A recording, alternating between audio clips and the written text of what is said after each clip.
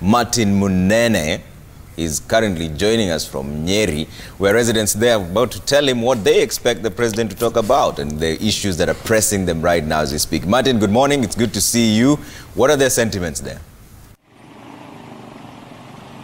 All right, very good morning to you from Nyeri County, sunny morning here. And of course, tomorrow being, the fact, tomorrow there's the fact that the president is expected to address the nation. And of course, people are eager, just to hear what the president has to say. But at the same time, of course, a lot of concerns when it comes to residents. And we're just going to speak to a few of them. We get to know what they expect from the president and also get a feel of what the residents think when it comes to the nation or the state of the country. If they were given that chance, what would they say the nation or the state of the nation is like? A very good morning to you. We'll start with you. Just tell us who you are and tell us, tomorrow the president is addressing the nation. Maybe what are some of the things you expect to hear from the president, or what are some of the things that you as a resident feel should be a priority when it comes to the president's speech, briefly? Well, my name is James Maina Mogo. I work with an organization called Futa Magedo Action Network. I'm happy that tomorrow His Excellency the President will be addressing the nation.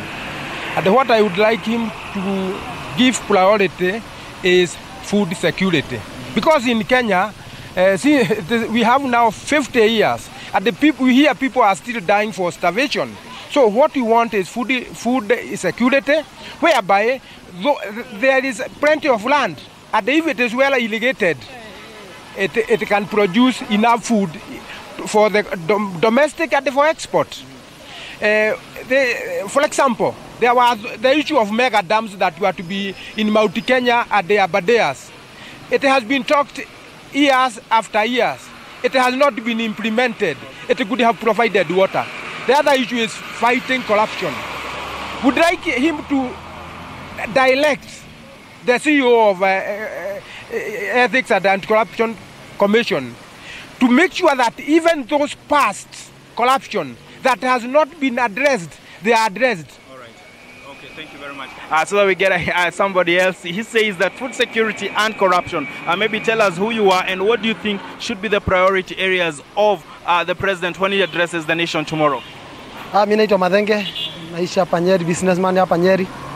Mimi kama mkazi wa Nyeri ama Mkenya, naona rais kesho akihutubia kule bunge, kama nilivyoona kiongozi walio wengi bungeni jana akisema big budget sio zitaongelewa sana.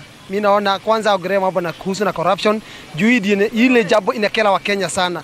Juu hata yenye inaonekana tu asipoongelesha wa Kenya kuhusu corruption, wa Kenya wataacha kulipa taxes. Juu hiyo imetukela, imetuuma.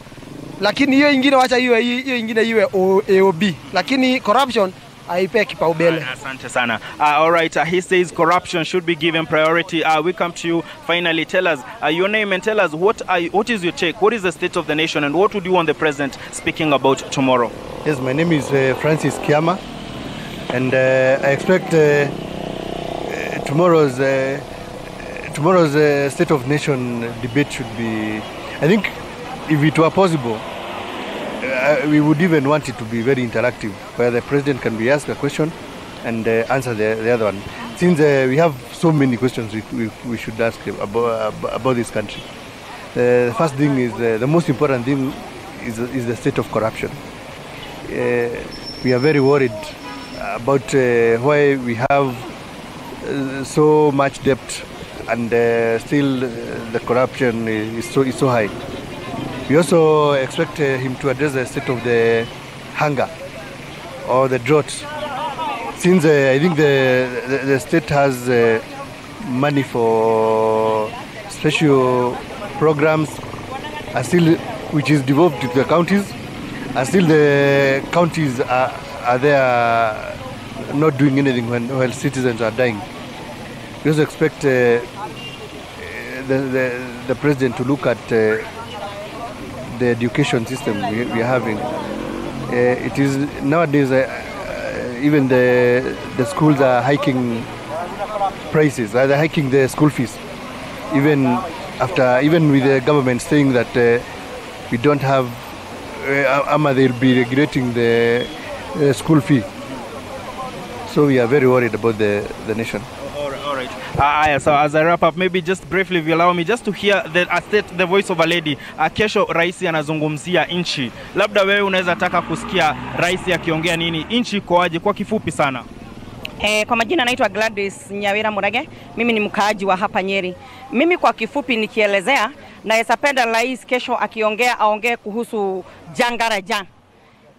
Kuna mashamba mingi sana iko humu nchini ambayo hiyo mashamba ikilimwa vile inafaa kulimwa inaweza produce chakula mingi sana, watu waache kukufa na njaa.